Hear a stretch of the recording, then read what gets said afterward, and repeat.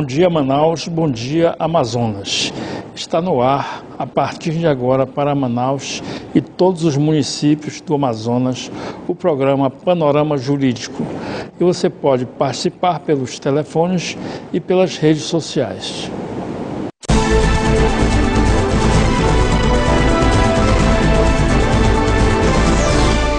A reforma política é uma série de medidas e alterações legais para transformar o sistema eleitoral e político, a fim de corrigir falhas, desigualdades ou distorções promovidas ao longo do tempo.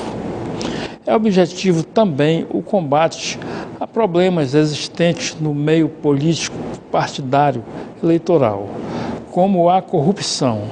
Há um amplo debate sobre como e se deve haver uma reforma política no Brasil, uma vez que ela envolve inúmeros temas e, dependendo da forma com que acontecer, poderá ampliar ou reduzir a democracia e a participação da população no processo de eleição e nos espaços decisórios da soberania nacional.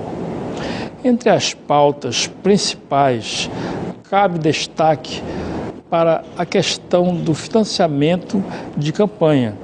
Atualmente, as candidaturas são financiadas por verbas públicas e privadas, ou seja, tanto o Estado quanto pessoas físicas e jurídicas podem contribuir para angariar fundos na campanha de um partido e de um determinado candidato. A proposta é que a reforma política acabe com essa prerrogativa, instituindo apenas o financiamento público de campanha, com um teto a ser definido e que seria igual para todos os partidos. Assim, a ideia é evitar campanhas multimilionárias, o que, em tese, vai contra os interesses da democracia. Vamos a um breve intervalo e retornaremos em seguida com a entrevista da semana. Não saia daí.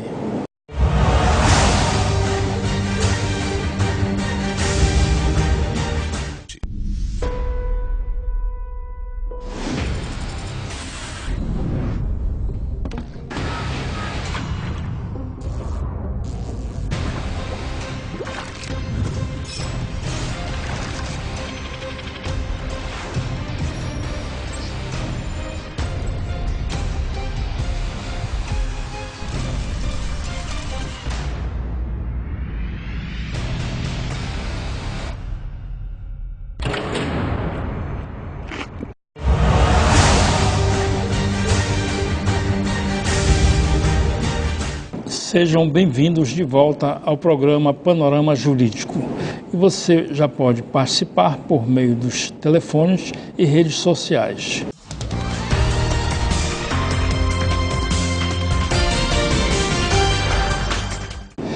E o nosso entrevistado de hoje, com muita honra, é o juiz federal do trabalho, Dr. Gerfran Carneiro Moreira. Ele é mestre em Direito pela Pontifícia Universidade Católica de São Paulo, professor universitário, especialista em Direito Público, Direito Constitucional e também professor de Direitos Humanos. Bom dia, doutor. Bom dia. Prazer tê-lo novamente aqui para trazer excelentes esclarecimentos. É todo meu. Estamos agora nessa questão da lei que trouxe essa reforma trabalhista 13.467. Falar nisso agora, no dia 25, o Procurador-Geral da República, Rodrigo Janot, entrou com uma ação, uma ADIM, uma ação direta de inconstitucionalidade, que a lei obriga o trabalhador a pagar honorários advocatícios, custas. E o senhor concorda que realmente esse tópico, esse dispositivo da lei é inconstitucional? Em princípio, eu concordo. Eu ainda estava essa manhã lendo a peça da Procuradoria-Geral e devo dizer que esse é um dos pontos que, à primeira vista, na minha visão, era um ponto a ser questionado de fato, né? E a ação me parece bastante fundamentada. Da última vez que nós nos encontramos, já era uma preocupação que eu, como estudioso, professor, tinha, que são essas restrições que se criam para o acesso à justiça. Então, exigir que haja obrigatoriamente o pagamento de custas para se ajuizar uma ação quando a primeira foi arquivada, talvez seja realmente excessivo e até contrarie, isso faz parte da argumentação da Procuradoria-Geral, possivelmente isso contrarie, inclusive, o direito internacional, né? Regras do direito internacional sobre direitos humanos, de que o Brasil é signatário, como, por exemplo, o Pacto de San José, da Costa Rica, o Pacto Internacional sobre os Direitos Civis e Políticos, é possível, sim, que se interprete como inconstitucionais essas exigências que tornam mais custoso o acesso, eu não vou dizer só assim do trabalhador, o acesso do cidadão à justiça, porque, afinal de contas, não se trata de regras estritamente trabalhistas, mas de regras que são constitucionais e, quiçá, e eu digo mais, digo com alguma certeza, contraria regras internacionais de acesso à justiça. Estava observando o ministro Barroso, que foi o relator, né? Sorteado, né? O senhor entende que ele tem uma visão nesse ponto aí positiva para deferir esse pedido? Bem, não é seguro, né? Segundo até ditado popular, não é seguro antecipar posicionamento de nenhum juiz, né? Não é seguro e também não é prudente para nós que somos estudiosos e também juízes, né? Nós conhecemos, e aí eu conheço, digamos assim, o ministro Barroso na sua, digamos, formação de doutrinador, de professor, de autor de livros, né? A gente até tem a expectativa de que ele veja esta ação assim de uma forma positiva, né? De uma forma favorável, possivelmente, à arguição da Procuradoria-Geral. Mas nós não podemos antecipar isso, é uma questão jurídica. Naturalmente, haverá uma manifestação da Advocacia-Geral da União, considerando que é uma ação direta de inconstitucionalidade. E no final das contas, não é uma ação para julgamento monocrático, né? Em algum momento, o plenário do tribunal vai se manifestar e nós não temos como palpitar sobre isso, né?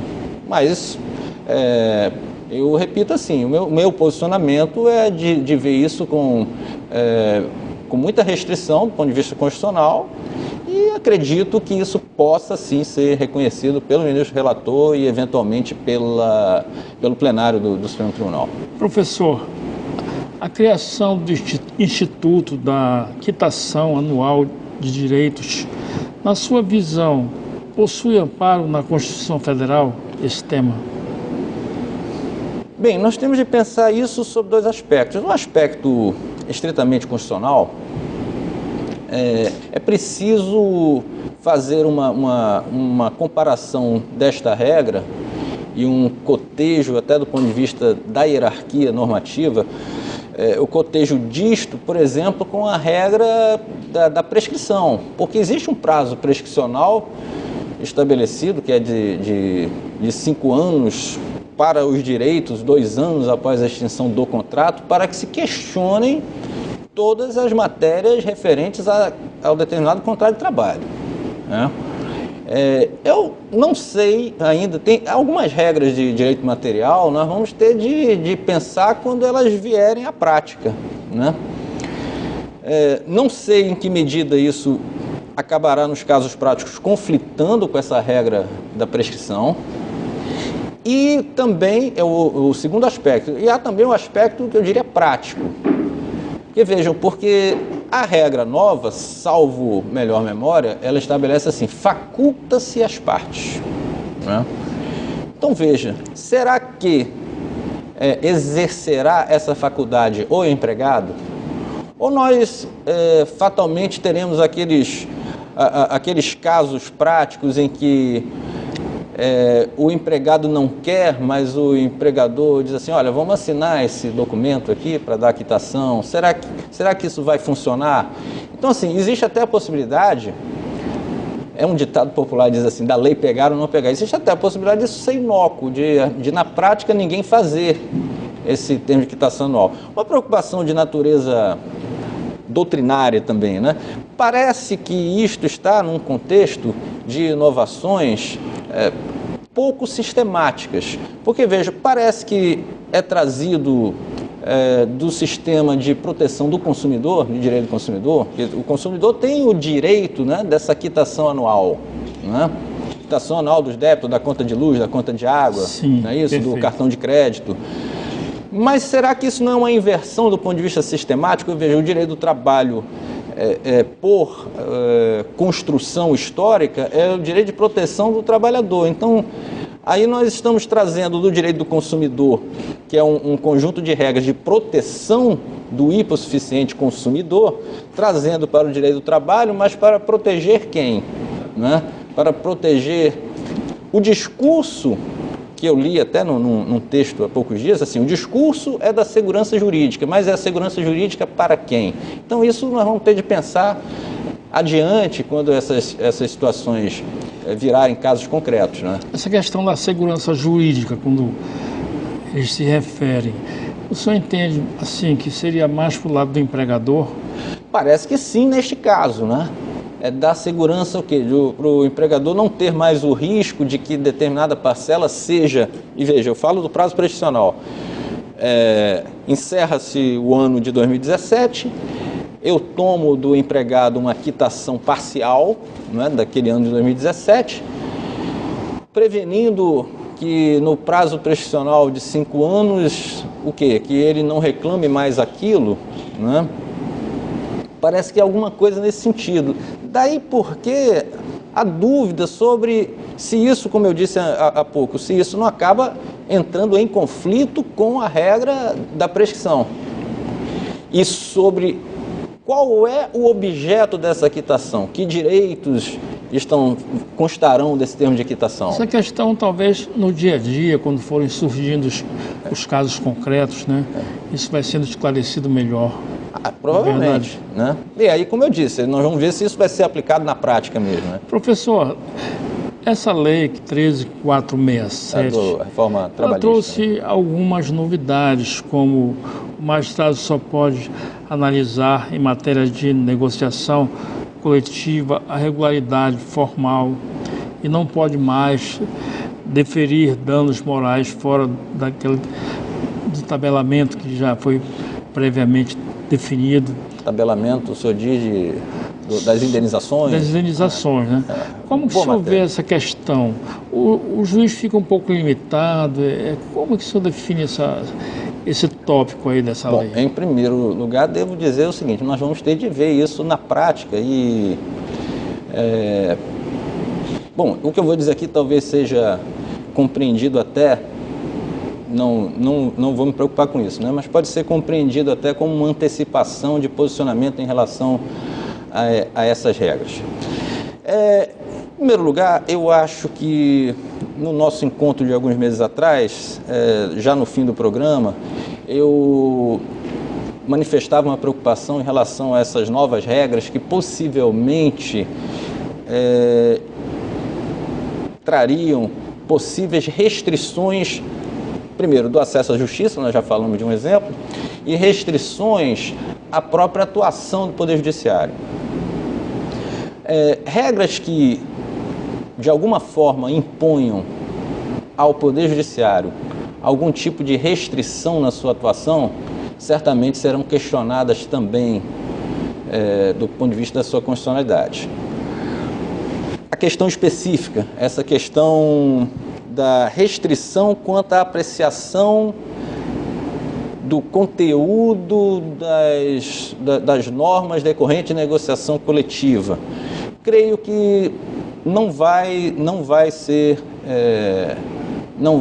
ter efeito prático, porque por uma razão muito simples. Quando as questões são simples, mas é de uma alta relevância constitucional, quando as questões são trazidas ao Poder Judiciário e nós somos provocados, é sempre bom lembrar isso, nós juízes, nós apreciamos as matérias porque somos provocados. Então, no momento em que qualquer das partes nos provocar a nos manifestar sobre determinada matéria, por exemplo, de um acordo coletivo ou, por exemplo, de uma convenção coletiva, por imposição constitucional, por imposição da regra processual geral, que é Código de Processo Civil, por exemplo, nós somos obrigados a dar uma resposta. E vejam, se a alegação for de violação, por exemplo, de direito fundamental, como é que o juiz vai se abster de apreciar uma provocação referente a direitos fundamentais? O juiz simplesmente terá de optar, e essa é uma opção que não é opção, né? É uma opção que tem uma resposta obrigatória, terá de optar entre dar alguma resposta àquela inquietação da parte fundada em, por exemplo, numa regra do artigo 5º ou do artigo 7º da Constituição, e aplicar uma regra restritiva que estará na CLT, que é uma norma infraconstitucional. Do ponto de vista prático, creio que, em havendo provocação, o juiz terá de dar uma resposta. E avanço para dizer algo que algumas semanas atrás falei numa conferência que proferi em Tabatinga. Para dizer que, a rigor, quando se fala em negociado prevalecendo sobre o legislado, primeiro, nós não devemos ter nenhum preconceito com o negociado. O negociado é importante. O negociado existe. Está lá o inciso 26 do artigo 7º da Constituição, prevendo que há valor nos acordos e convenções coletivas. O negociado é bom que se registre, né, para, digamos assim, para a verdade científica. O negociado, ele não é necessariamente, ruim para o empregado. Há muito negociado que é excelente para o empregado e que se aplica nas categorias do bancário, do vigilante, do metalúrgico. Há regras negociadas que são excepcionais e são aplicadas e recebem toda a guarida do Poder Judiciário. Agora, o que não deve existir na lei é qualquer regra que estabeleça que o negociado seja absoluto. Até porque a lei mesma não é absoluta. Porque a lei que contraria a Constituição, e hoje nós temos plena convicção de que a lei que contraria, digamos, um tratado internacional sobre direitos humanos, também não deve ser aplicada, de tal sorte que, assim, que a regra nova que, por acaso, contrarie uma convenção da Organização Internacional do Trabalho, terá de passar por esse crivo do que nós chamamos de controle de convencionalidade. Nós teremos de passar por essa discussão, que será inevitável. Então, essas restrições à função judicial, elas são muito preocupantes. A questão do tabelamento do dano moral talvez seja até mais complexa, o tabelamento da indenização, porque ela talvez não se resolva apenas pela indicação de ser constitucional ou inconstitucional. Há talvez aí todo um trabalho de interpretação sistemática a ser feito. Por quê? Como em várias decisões minhas, eu já disse isso, o dano moral, essa figura do dano extrapatrimonial, ela não é uma figura do direito do trabalho. Tanto é que, em alguns casos, isso é sempre objeto de alguma discussão. Quando se discute assim, a prescrição para se pleitear o dano extrapatrimonial, nós sempre discutimos se era aquela prescrição do direito trabalhista ou não. Porque o dano extrapatrimonial, o dano moral, não é um dano à pessoa do trabalhador, ele é um dano à pessoa.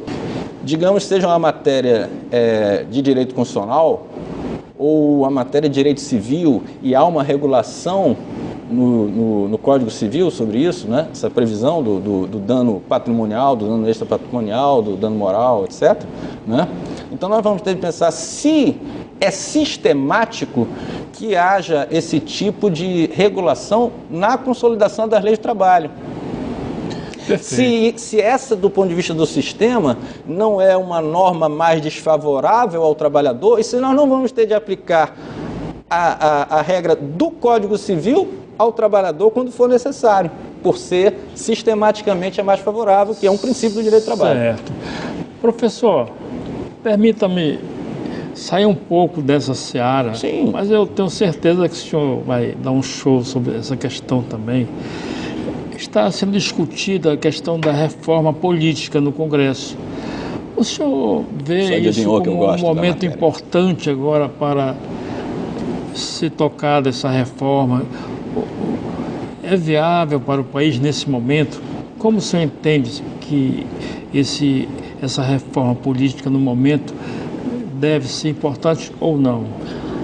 Há poucos dias eu estava relendo um artigo que eu escrevi, que foi publicado no Jornal da Cidade, no dia 11 de novembro de 2014, logo aproximadamente 2 semanas após a eleição presidencial em que foi, na ocasião, reeleita a presidente Dilma Rousseff. Uma das questões que foram tocadas no discurso de eleita, né, da presidente Dilma, foi a necessidade de uma reforma política. Bem, passaram-se quase 3 anos, não houve reforma política. E agora, reforma política que se pretende é uma reforma política a 1 mês da eleição. Aliás, a 1 mês da eleição. A 1 mês do prazo limite para se regular a próxima eleição. Certo. Primeira coisa, é uma reforma política que se possa acoimar de séria? É uma reforma política para efetivamente mudar o sistema de coisas? Haveria controvérsias, né, quanto a isso.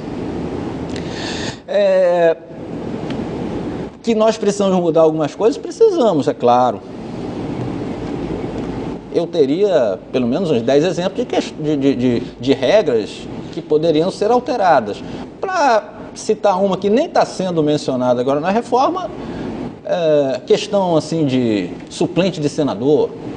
Seria um exemplo que nem está sendo discutido, né? Mas seria interessante. Mudar...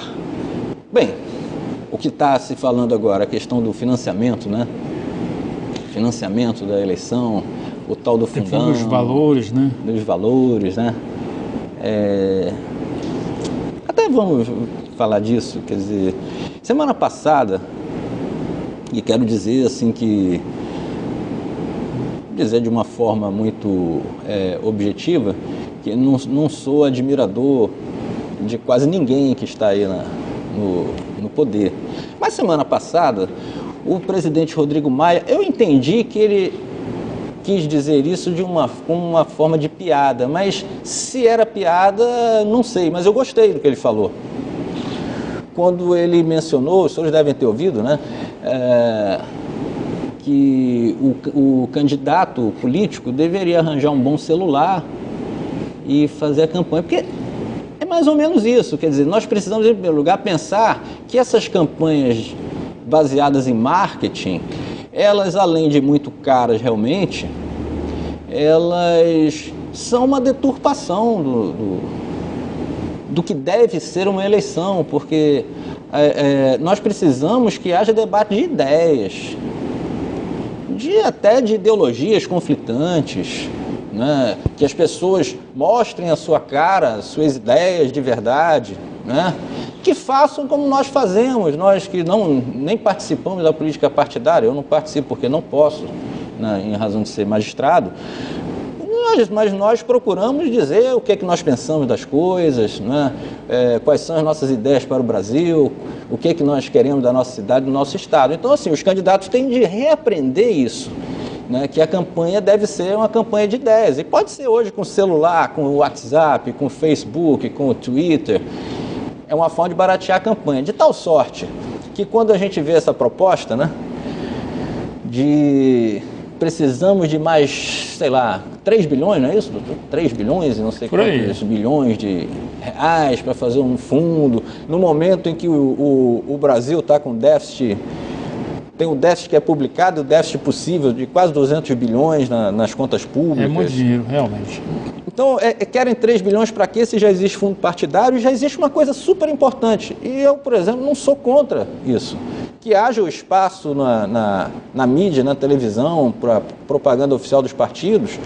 Agora, algumas coisas concretas que é uma pena que isso seja discutido só de uma forma casuística, porque a eleição está chegando. Mas, realmente, nós precisamos ter uma regra para que não haja 35, 40 partidos, porque são partidos que não representam nada. Você imagina que existe o Partido da Mulher Brasileira, não sei se já viram isso na televisão, quando é transmitida a sessão da Câmara, o único deputado, e é deputado do Partido da Mulher Brasileira, é um deputado homem.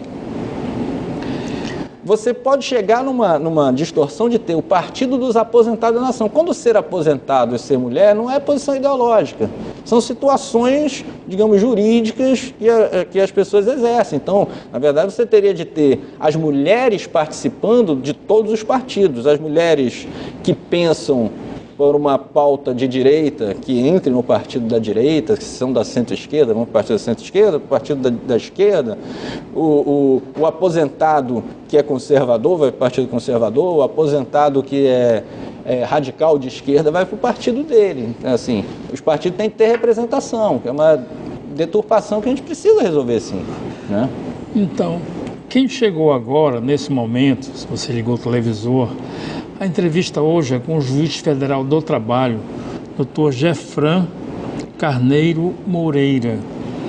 Ele labora aqui no TRT da 11ª Região e está hoje aqui gentilmente dando uma belíssima contribuição sobre a reforma trabalhista, está comentando também sobre uma possível reforma política. E vale a pena você assistir essa entrevista se você perdeu o início, se você não conseguiu assistir. Você pode acessar o YouTube através do portal da Holanda, você acessa lá no meu blog, a entrevista vai estar completa logo após o programa. Vale a pena porque o assunto é interessante. Bom, professor, eu gostaria que o senhor fizesse as suas considerações finais. Já passou rápido, né? Parabéns pelo programa. Hoje você deu um show aqui. Eu tenho certeza que o público de casa está maravilhado. O espaço é todo seu, o senhor pode fazer as considerações. Pois bem, então, a nossa preocupação, que eu espero ter ficado demonstrada assim nos poucos assuntos que nós tratamos, porque a gente sempre tem muitos assuntos, né? É justamente essa preocupação que é presente, é da minha formação, né? A preocupação de ser crítico com principalmente com essas novidades legislativas. Nós não podemos ficar simplesmente conformados e achar que mudou a legislação trabalhista e está mudado. Eu acho que a gente precisa discutir. Talvez um dos grandes problemas dessa reforma trabalhista tenha sido justamente assim, a pressa com que isso foi feito, quase que como toque de caixa. Para mostrar o quê? Que o governo tinha alguma base, precisava mostrar serviço e tal. Eu acho que não é assim. Reforma política também não é isso. Para mostrar serviço ou para resolver o problema imediatista da próxima eleição. Nós não vamos ter tempo de conversar hoje, mas, por exemplo, é muito preocupante que, de repente, a solução seja criar o distritão, quando nós temos tanta coisa para discutir sobre o sistema eleitoral, sobre por que o nosso sistema proporcional ficou tão deturpado, né? Quais são as ideias para o futuro, se é para o sistema distrital misto. Mas isso é uma questão que não é para ser discutida agora em um mês, né? Só porque a eleição já vai chegar em 2018. Acho que a gente precisa sempre ter muito cuidado com isso. Doutor Gefran, não deixar de discutir esses problemas. É verdade. Mais uma vez, muitíssimo obrigado pela sua presença mais aqui. Uma vez. Agradecemos demais. E o programa Panorama Jurídico de hoje fica por aqui. Agradecemos a todos que participaram pelos telefones e pelas redes sociais. Tenham todos um excelente final de semana e até o próximo programa.